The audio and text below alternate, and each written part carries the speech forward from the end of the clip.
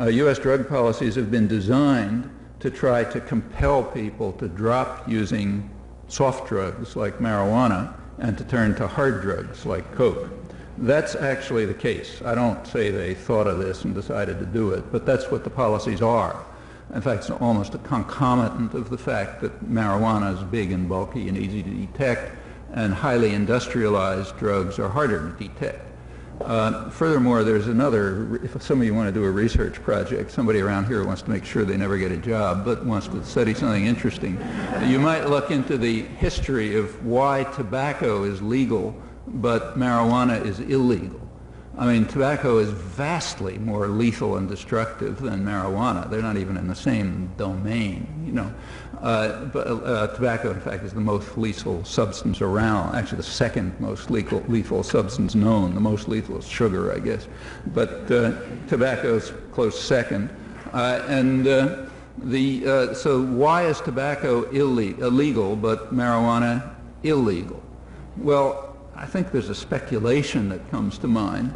The speculation is that marijuana is kind of like solar energy. Marijuana you can grow anywhere. You can grow it in your backyard, you know, it's a weed, grows everywhere. On the other hand, tobacco is an industrial crop. You can make money on it. A lot of inputs, you know, it takes a lot of capital and so on. Now, you know, if you have something legal that everybody can do, you're not going to make any profit on it, so you better make it illegal.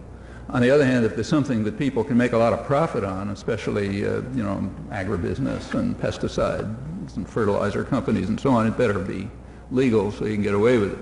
That's just a speculation. I've never seen a study on the topic, but you might want to look into it. In any event, again, if you don't want a job, that's a qualification.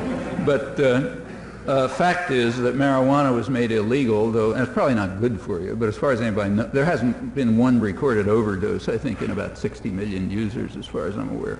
But marijuana was essentially made illegal, and a very high percentage of the people now in jail are there because somebody found a marijuana joint in their pocket, quite literally. So Colombia, in fact, shifted from producing marijuana, which is now mostly produced here, to producing cocaine, an industrial drug.